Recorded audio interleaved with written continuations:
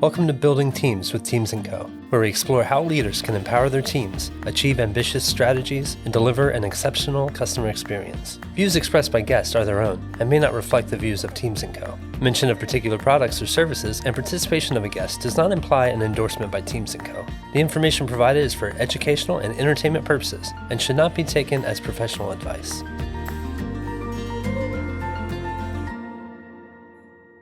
Welcome to Building Teams with Teams & Co. Mike and I are excited to have another live session with you this week in honor of Small Business Week.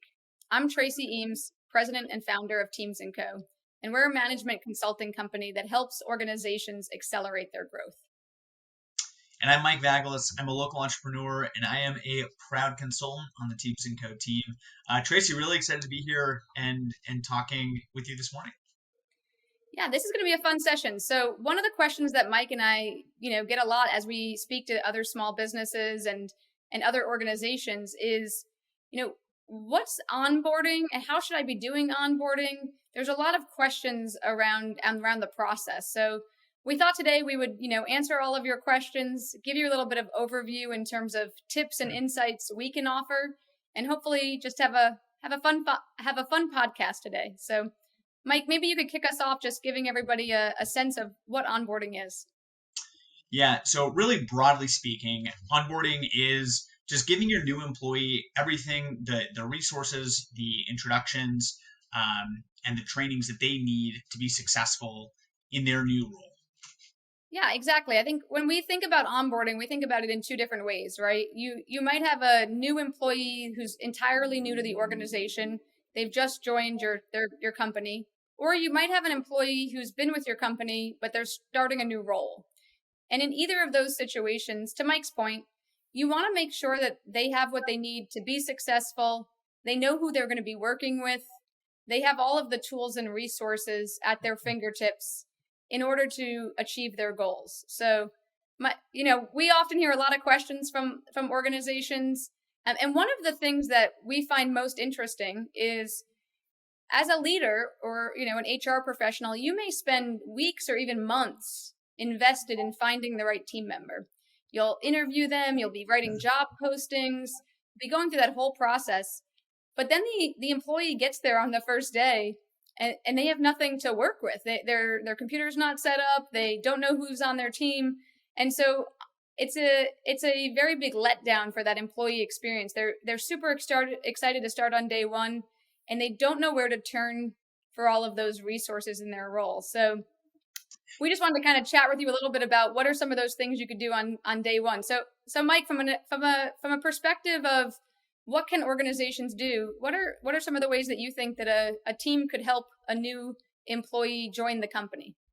Yeah, so the good news is there's a lot of very practical and simple steps that leaders can take to onboard their employees really well. And the first thing is that it doesn't start on day one. It starts a week or a couple weeks before the first day of the employee. So the first thing that you're going to want to do is meet with the HR professional that you are working with in the recruiting and hiring process, and understand what are all the mandatory things that all new employees are required to do when they join your organization. Typically, we'll find that there's compliance trainings. We'll find that there is paperwork to be signed, and you just want to make sure that all of that is set up ahead of time so you can map that into the schedule for the new employee on the first week. In a really similar way, you want to make sure that they have all the equipment that they need to be successful. Simple things like having a clean workstation that's welcoming for the new employee is really important. Having a computer that is ready to go, that they just need to sign into on their first day goes a long way. And, these sound like really, really simple things, but see if you can do something to actually personalize the workstation and everything when you're inviting the new employee in. Having something as simple as a welcome sign, or maybe flowers, or a couple handwritten notes from the team members just expressing excitement at the new employee joining the team. All of these are such small little things, and they're absolutely free. But we know that the most important thing for so many of us when we go into work is feeling like we're welcome and feeling like we are wanted by our leader, by our team members. And so those are all simple 3 things that you can do. And again, it's not rocket science. It's just something that we don't see every organization do consistently.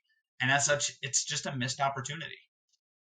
Yeah, and I would say like that, all of those things make for that really exceptional experience on day one, right? And I think paired with that is all of the meetings and kind of cadence that a new employee might need, right? So to Mike's point, you want to do those simple things on day one, make sure they're set up.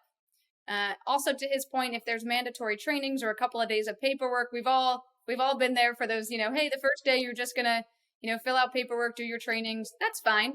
There might be a new employee training where your company has something where the person who's starting that day also gets to meet other people who have recently started in the organization. That's awesome. But you also want to kind of set out what does their first week or 2 weeks look like. And then as their leader, you want to give them the tools to map out what their 30, 60, 90 days will look like. So some of the things that you want to be thinking about are, on the first day, do you have a team lunch? If this person's joining the finance team or the operations team, do you have a few folks that will, be able to sit down for an informal lunch, chat with them about what they do, just get to informally meet your team members, right? You as their leader, make sure you have time with them on day one so you can sit down and, again, welcome them to the team, walk them through what their onboarding will be like for the next couple of weeks. If your organization's not very big, maybe you don't need a few weeks, but you do want to lay out a calendar where that employee gets to meet all the people that they're going to be working with, get to attend all the different cross-functional meetings that they may be involved with, and has plenty of time with you throughout that first couple of weeks to ask questions and get feedback on different areas, right? So we've all been a new employee and it's like a fire hose of information. Setting them up with regular intervals with you as their leader will just help them have different checkpoints to digest that information. You can then also kind of set them up with this tool where they individually can say, okay, now that I've been through onboarding, what are my next kind of 30, 60, 90 days look like? But that's a really nice way to structure their beginning of their role, because they know who they should go to from now on, right? Mike, I'm sure you've been in this situation. You start a new role and all of a sudden you have a question and you're like, who's the person who manages X? And if you haven't met with that person, there's no way of knowing who that is. So, these meetings can be really helpful for employees as they start new roles, and especially at a new company. Yeah, I want to double click on the schedule for a moment, because I think that it can be done in a really, really powerful way that shows the new person joining your team that you care enough about them and their success to have planned for them to join. And so I think having a well thought out schedule is really important. One thing that we've seen work really well is to segment the first week or the first couple of weeks or however long it makes sense into, get some variety in their days. So we know that there's trainings and there are likely courses that they need to take in their when they're starting the new role. So see if you can maybe segment some of their days where you spend some of the day, maybe the morning or the afternoon, on those mandatory trainings to build up their institutional knowledge. If they're, for instance, a new financial analyst, and every financial analyst is required to go through a set of technical trainings and modules, schedule those for the mornings, for instance. And then in the afternoons, give them time to start getting a sense for what the normal day will look like. As Tracy mentioned, inviting them to team meetings, getting them in on cross-functional huddles, giving them the opportunity to see what the real day-to-day looks and feels like is really important. And then I can't overstate enough the importance of introducing them to their direct working team. And a great way to do that is a lunch or maybe a happy hour after work one morning, or having bagels and coffee one of the mornings is a great way to show them that they feel valued. And then we like to think about introducing people in the organization like a compass. So you want to be introducing your new employee to people north and south. So who are the more senior leaders that you can introduce them to, and who are maybe more junior people that either might be at their peer level or may even be, more junior to the the new employee yourself. But giving them the perspective to meet people at all different levels vertically in the organization is really, really important. And then horizontally, every organization is made up of different business units. It's made up of finance and sales and IT and legal, all the different business units or geographic areas. And giving your employee the opportunity to go east and west on the compass will give them a much more robust understanding of how that organization functions. And the best way to initiate those conversations is in their onboarding, giving them the people in the organization for them to then follow up with and get to know better over the course of their time in that role will make them a much better, well-rounded employee with resources and mentors and perspectives that they will need to lean on in order to maximize their effectiveness while on your team. Yeah, I love that. I'm glad you dove into that, Mike, because I think there's a lot of things you don't expect on day one, right? For example, you might hire an employee and in the role they're starting in, they don't have an expense report, right? Like they're not going to be having expenses. They don't need to file that. So you don't necessarily think about it, but you might, especially if they're in sales and marketing, a few months down the road decide, hey, let's have them go to a trade show. Let's have them meet some customers, right? Like, let's get them out. And that's a critical part of onboarding for anybody in the commercial organization. You want to be thinking about who are those stakeholders outside of our organization that they need to meet very quickly, right? If you're in charge of sales or marketing, you want to get out, get to know your customers, get to know how you can serve them better, what they find valuable. But if that happens and you haven't met the person on finance who's going to help you with your, the rules and regulations around your expense report, all of a sudden you have no idea how that works. And so, your idea about kind of making it broader than you think it should be is a nice way to, just get people to know people in a new organization. It's also a great way to set them up for future success and give you the opportunity to kind of know that whenever something, an opportunity arises, they probably already have some internal contacts that can help them through those things. So I think that's a really great add. Yeah. Yeah. I think onboarding is a little bit like Benjamin Franklin said, an ounce of prevention is worth a pound of cure. And a good onboarding really follows that maxim. You onboard your employee and it doesn't take that much effort. It really doesn't. But all those little touches that you can do in the first couple weeks set the tone for what hopefully will be a really long-term employment with that organization. So again, we talk a lot on these podcasts and Tracy with our clients, and so often we are, we're in the world of a pound of cure. We are diagnosing problems and roadblocks, and we are really helping to unravel things that just naturally go wrong in the course of an organization. Onboarding is one of these really fun topics because it's not that hard or that complex.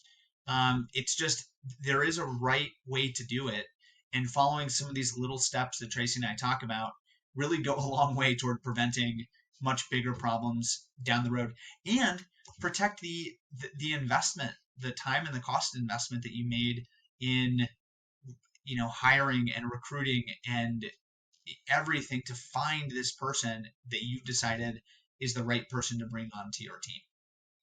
Yeah, I think oftentimes we hear leaders, we've had leaders at least ask, is it the right investment in time? Is it valuable that somebody's having all these informal lunches or just, this person's not in sales. Why would I have them sit and listen to customer support phone calls?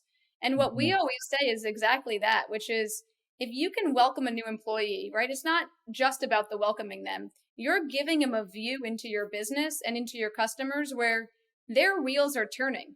They're almost kind of like an external consultant at that point, right? The valuable part of bringing in a company like Teams & Co. is we give you an outside perspective. Every time you hire a new employee, you have that opportunity. You have somebody who's coming in with a fresh perspective, who can listen to customer phone calls, who can, meet with different team members, learn about new processes, and then they're ready to come back to you and say, hey, Do you know it's kind of interesting that you do this way, because at my old organization we did it this way and it was really effective. Or have you ever thought about, on customer calls to be able to, handle it in this manner? And you never know where those new cool innovative ideas come from. And a lot of times we miss those opportunities because it's all about like, how do we save time? How do we get this person to hit the ground running as soon as they join the organization and start contributing? And honestly, the best way to do that is to take the step back, give that person, a week or two to really start to sink their teeth into the organization, meet new people, understand the customer, because you're going to be able to take advantage of the fact that they do have that new perspective. And while they're learning, they're also going to help you learn. And together you can maybe update some of those processes that, those are the ones that we all say, I don't know, it's just the way we do it. Right. And having a new, fresh perspective helps update those processes over time. Yeah. It's not to constantly be the person that quotes other smarter people. But it goes back to sort of Stephen Covey, the 7 Habits of Highly Effective People. Go slow to go fast. We get it. If you've hired a new person, you are really excited to plug them in and get them going. And they'll get there, but they will be much more effective for a whole lot longer if you start them slow. And that doesn't mean not giving them any work. It just means giving them the space to meet the people in the organization, to look at things with a fresh perspective, and to set the right building blocks and the right foundation for them to be successful in that role again for a long time. You're sort of working them. They come into the organization and you hired them because they're an extremely competent person that you believe is going to be great in the role that you hired them into, and hopefully has the potential to grow into roles of larger responsibility. But when they start, it's your job to help them, one, feel welcome, and two, give them the institutional knowledge, give them the time to learn about your industry, about your business, about your customer, about their role within the organization, and introduce them to the people that make the organization run. And that does take a little bit more time. It's a lot easier, and too many organizations skip those steps. They rush the onboarding process and they put somebody, excuse me, and they put somebody into a job that they haven't really prepared them for. And you can take a really great, competent person and just set them up not in the best way possible, just because you're trying to rush it. So all that to say, yeah, don't be that person and onboard correctly. Yeah, and I think that's I think that's the thing, right? Every organization can determine what correctly means to them, right? There's no set pattern of you must do these 7 things. We're giving you helpful tips, right? You might say, hey, that one doesn't maybe fit my organization as well. This one fits really well. And so as you're going through it, you're gonna figure out what works. And to that, before we dive in to listener questions, I would say I have 2 more tips around onboarding. One is, again, schedule those regular check-ins with your team members who you're onboarding. So if you're their direct leader, make sure that it's not, you don't have to have just a once a week meeting with them. Maybe have 2 half-hour meetings with them their first day, or just schedule a quick 15-minute check-in each morning to say, hey, you know what? I totally get it. I'm going to be in back-to-back meetings all day, but this week I just want to make sure the first 15 minutes of every day, we just do a quick touch base. You have what you need for the day. You'd be surprised that over the course of 1 week, that's literally an hour and 15 minutes of your time. But it feels so nice to the new employee because they're like, wow, my leader's very invested in my success. They're taking the time every day to make sure I have what I need. That's also your time with them to get that feedback, right? So that's your time to say, hey, did you learn anything interesting? Is there anything you'd improve? Get their feedback. At the end of onboarding, my tip number 2 is ask them how onboarding went. So ask them like, hey, is there anything you would have done different? Is there anything we didn't provide that you would like us to provide to the next person we hire that you think would be really helpful? Was there anything that you did that you thought was like, I didn't really need that. It was kind of too much hand-holding for me. Whatever it is, get their feedback, ask them how the experience went, because it'll help you continuously improve your onboarding. To Mike's point, the important thing is that you're doing onboarding and that you're going to continue to learn and improve that process. So it doesn't have to be perfect the first time. Your new team member will appreciate that you tried, that you were trying to welcome them. You were trying to empower them with those tools and resources.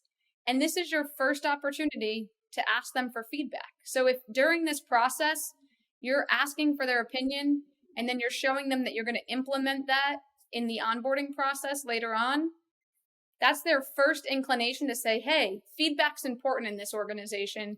My leader cares about my feedback, and you're setting the stage for a really, really great relationship because they know they can come to you with ideas, you'll hear their ideas, and then you guys can talk about how you implement them or if it's what's the best way to implement different ideas. Tracy, a question for you on how you would recommend organizations handle virtual onboarding. Yeah, I think this is a great one. It actually came up in one of our previous podcasts around if folks remember speaking to Brett Hampson. If you haven't listened to that episode, I would definitely take a listen to it. It was a great conversation that we had with Brett around, kind of engaging employees, especially in a virtual context. And this is a reality we've all had to face, right? We maybe, some of us, some organizations may have more in-person work coming back. People might be returning to the office, but there also still may be a fair amount of people working from home. And you may not have the opportunity, depending on the circumstances that you're in, to meet your new team member face to face.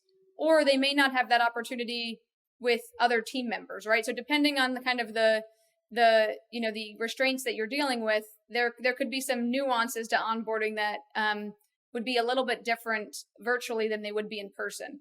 But the premise stays the same, right? And we've all kind of come up with new ways of working as we're virtual. So the same thing, right? So set up a Zoom call, right, at lunch where you say, hey, everybody make your own lunch, be ready at 12 o'clock. We're all going to sit down for a super informal Zoom call, just a chit chat, have like no business that you have to cover. Just introduce the new team member.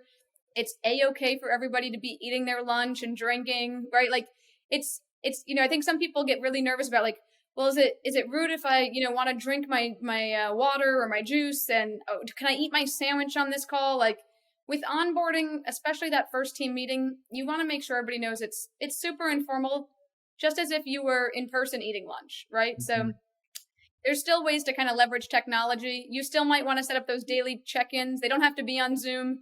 People are starting to feel Zoom fatigue, but maybe you just quickly call your new team member each morning and just say, hey, how are things going? Or you shoot them an email and say, hey, I'm not available at 9 this morning, but how about we check in at 3? Just to kind of make sure, again, they're feeling good, they have what they need. Doesn't have to be, super time consuming. One of the great ideas that came up on the last podcast when we were chatting about it is having just open office hours. This is something that we've heard a lot of and we've seen organizations start using where a leader will say, hey, you know what? I don't have any meetings today from 2 to 4. So if you want time, just grab it on my calendar, or I'll just be logged into Zoom and you can come join in and ask me a question and then leave. But they just kind of keep Zoom or whatever they use open, right? A video chat line open. People come in, ask them a question. Once they're done asking the question, they leave. And it's kind of an open office hours, super informal work session that teams can use. But I think that's important, right? You want to make sure if your team is in all different locations, they still have an opportunity to meet each other, right? You still want to make sure that they get to meet other leaders, even if that's on a video or a phone call. You still want to make sure that they have the opportunity to, maybe you can't go out to meet customers in person, but again, maybe you can set up a phone call with customers and the salesperson who leads that relationship. So there's still ways that obviously it's not the same, but the premise kind of holds. And if you can think about, okay, what are the ways that we can achieve some of these things? If we can't get out to talk to all the customers, maybe there's some customer research we have that we can give you to read, and then we can have a couple of phone calls after that. Maybe there's some customer survey results that I can read, right? There's resources we have in each one of our organizations to help, bring that voice of the customer in, even if we can't see the customer in person necessarily. So those are some of the ideas that I have. Mike, I'm not, if you have other things to add, I would love to hear your feedback too. Yeah, no, I mean, I think you covered it.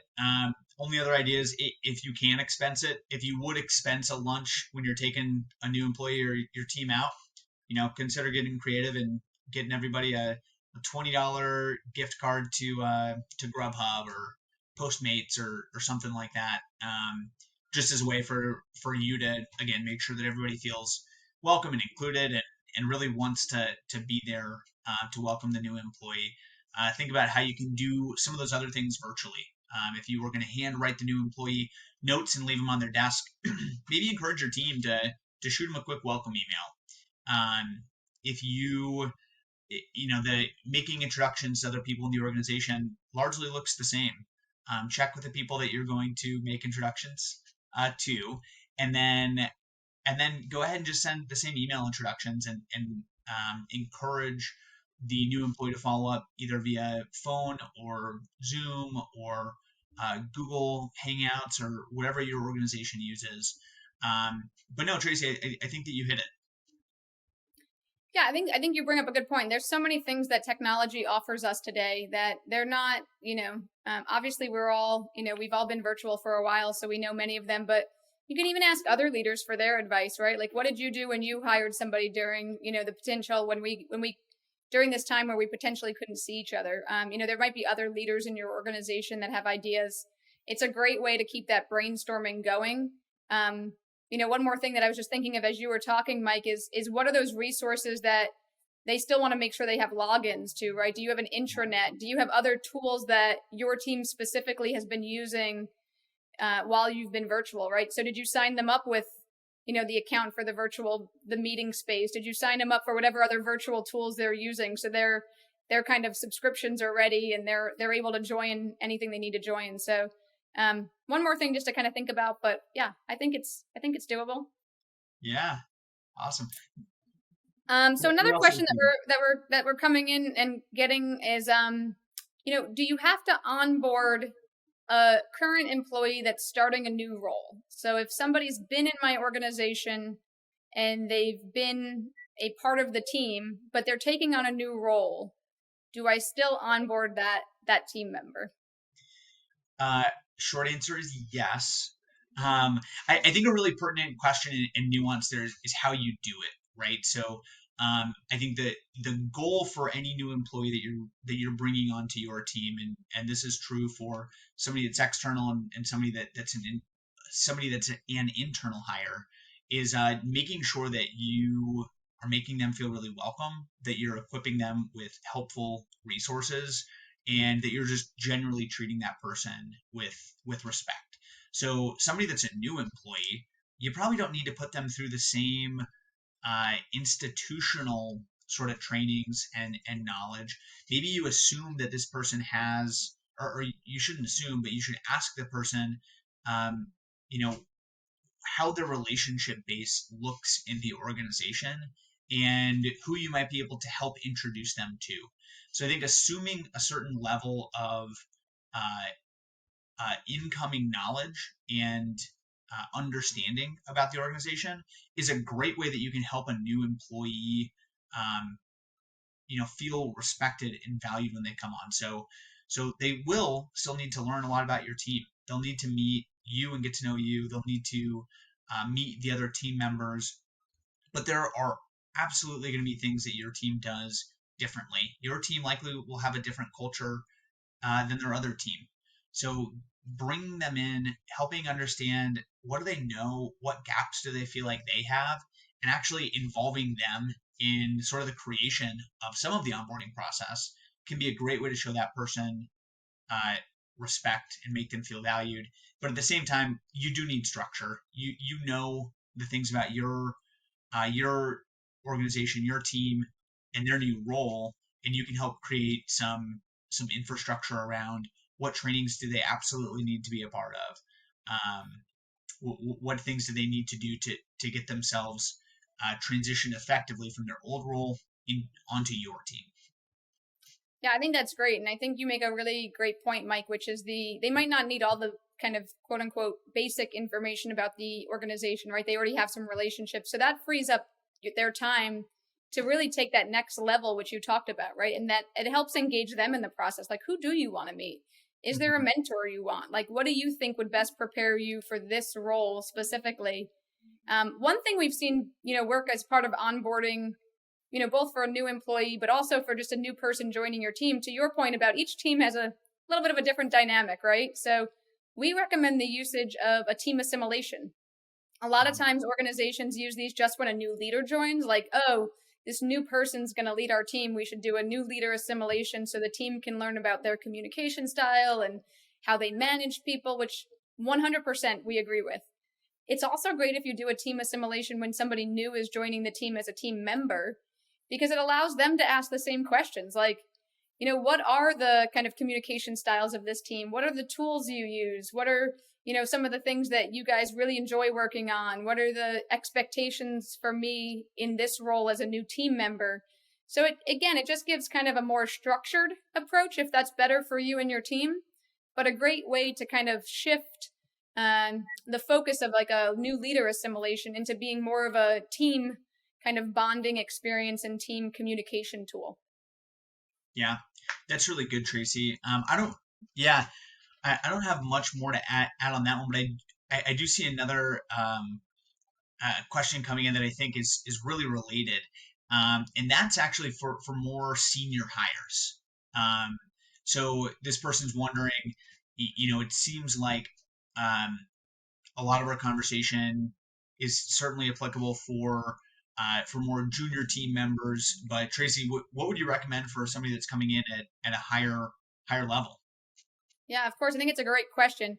I actually say onboarding starts in the interview process for a senior leader. So when I was actually interviewing for senior leadership roles, I would always ask that the team I'd be leading would be a part of my interview process, right? It's really important to make sure the team feels like they're able to, meet the candidates for that managerial role before they join the organization. It helps create a lot of team buy-in if they're part of that interview process. For the leader, it also gives the leader the opportunity to meet the team way before starting at the organization, right? So on day one, it's not the first time we've all met each other and we're like, oh, hi, I'm the new team leader. There's been a little bit of interaction between the team and the leader before that because it happened during the interview process. That doesn't have to be super formal. It can be as easy as like a group interview, right? The team can have lunch and kind of meet the new leader and, talk about it that way. Again, if you're virtual and you need to do that online, great. That can be organized as well. But I would think about kind of ways that you can have that new leader meet the team even before potentially they're chosen as the leader of that team, because it helps build engagement before onboarding. Now, once you've been hired and you're ready to go, you want to especially think about the ways that this senior leader may be interacting externally, right? So there might be certain trade shows you want that person at. There might be certain key customers that person needs to meet, right? Especially if they're leading a sales team, like who are those national customers or, unique customers, right? You don't want to be looking always at just your big customers. You want to be focused on what are the unique needs of all your different customer groups. And as your sales leader, do I have a good understanding of how we serve each of those customer groups? So at the senior leadership level, it might look like a little bit more of the events. It might look like a little bit more of those, leadership to leadership meetings versus, kind of general, like listening to customer support calls.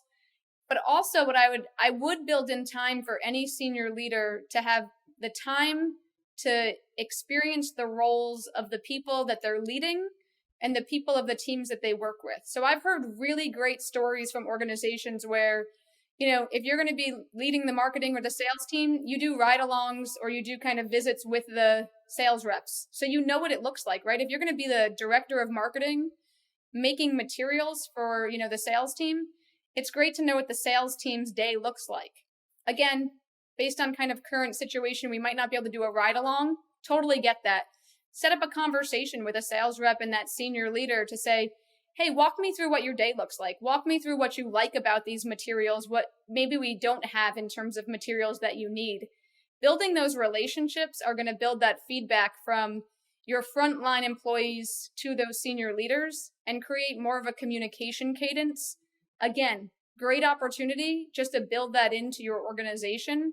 It also gives that senior leader a great way to interact with people, get real feedback about what's happening in the organization, and get a good sense of their customers, right? We all often talk about the kind of ivory tower syndrome. When we sit in meetings all day, we don't actually ever get out, right? We don't actually, talk to people outside of our organization. And so what we want to make sure that we have the opportunity to do, again, totally respect the fact that a lot of this might happen virtually. You still want to make sure that you're having those conversations, whether it's a phone call, a Zoom or a video call, whatever you use, but making sure you're building those connections between senior leaders, frontline employees, and your customers to make sure that senior leader can really articulate what the customer value that we deliver is and how that strategy lines up to it. So when we talk about alignment, our senior leaders are the ones making sure we're staying aligned to our strategy. So if I'm bringing on a new senior leader, they need to know 100% what's valuable to my customer, how my strategy delivers that value, and how all of our teams work to make sure that we're delivering that strategy. And so meeting people who do all of those things is very helpful. Yeah. Tracy, I literally can't think of anything more to say. I think you nailed it. Just means I rambled for an extra amount of time on that answer. So that's one of my favorite topics. I think especially when you're a senior leader and you get brought into an organization, you want to know all those things, right? You're really excited about helping determine the direction of that organization. And so, again, we kind of fall into that trap of, we've got a new vice president or a new, senior director starting. We want that person to start contributing on day one, but the way they can start contributing on day one is actually learning on day one and then starting to share their insights, right? Like just they get the time to ask a ton of questions. They get the time to firsthand see how our team members are experiencing their roles, and they can start improving that right away, right? Like that's where you might start to say like, hey, did you know we could be doing this for our team members and it would make it much more engaging for them? Or we could remove this process and it would make them much easier for them to serve our customers. And so you get a really good, return on in that investment in terms of time. Yeah. The thing that I think you hit on that's just really emphasizes the way that we truly believe at Teams & Co, and the way we see the world. Just want to underscore a couple points. One is organizational success starts with delivering value to your customers. So whether you're bringing on a new employee and they're a maybe very junior employee or a senior leader, one thing, Tracy, that you emphasized a couple times for any new person that's coming onto your team is in their orientation, make sure that they are learning the voice of the customer, getting them integrated into their new ecosystem by helping them to develop relationships, whether that's with the people that they lead, the people that will be leading them, or some people that they may be working with or maybe even not working with, sort of east and west across the different units of the organization. And then just a little bit of thoughtfulness and a little bit of pre-planning goes a really long way to help a new person feel valued. And whether they're, again, the most senior leader in a new organization or whether they're a new employee, recognizing that somebody that's starting a new job, even if it's within the same organization, they're likely coming in with a healthy dose of nerves and excitement. And doing what you can with a little bit of pre-planning, you can help them to amplify their excitement and alleviate a little bit of their nerves by making them feel welcome, just by being a person. And I think that we talked about a lot of those things, and again, just taking those few small steps really does go a really long way. Yeah, I would agree, Mike. And I think now that we've spoken about this for a while, folks might feel like, oh, wow, this is really daunting. Literally, this takes a couple of hours, right? So if you think about the time that you're going to actually spend making an onboarding plan, it's not that long, right? You're going to email HR. You're going to say, hey, what trainings does this person have to take? You'll get the email back and you'll just plug the dates into the calendar. You're going to, to Mike's point, maybe send everybody a link for like an e-card, and then everybody can like fill out a digital e-card to just welcome that person to the team. You're going to map out different people and kind of take a look at their calendars and find the one-on-one time, or you can even ask your team to do that. You can say, hey, everybody, I want you to find an hour of time on, so-and-so's calendar. We've already set the calendar up, right? So you've already talked to IT. They've set that person's email and calendar up so they're in the system. Your team can just go in and schedule their own time. So you have to set up the team call, but the people that they're working with can kind of fit it within their schedule and make sure that they do it. Just say, hey, make sure you do it in week 1. So there's ways that you can kind of share the responsibility of the calendar getting built out, but it honestly doesn't take too long. And to Mike's point, it goes a long way when you're starting a new role or with a new organization to make that person feel welcome and also kind of build those initial pieces of the feedback loop. So hopefully this has helped. And if you have any questions, please visit us on social media. We're happy to answer your questions anytime. You can find us on LinkedIn. You can find us on Facebook or Instagram or Twitter. LinkedIn and Facebook are probably the best ones for questions in terms of a discussion back and forth, but happy to answer your questions wherever you send them. And hopefully you'll tune in for our next episode and the closeout of Small Business Week tomorrow. So thanks again for joining us, everybody.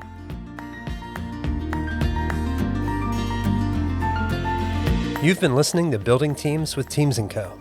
To learn more about the latest thinking on how to empower your team to deliver exceptional results or to book a consultation, please visit us at teamsandco.com or follow us at LinkedIn, Twitter, and Facebook.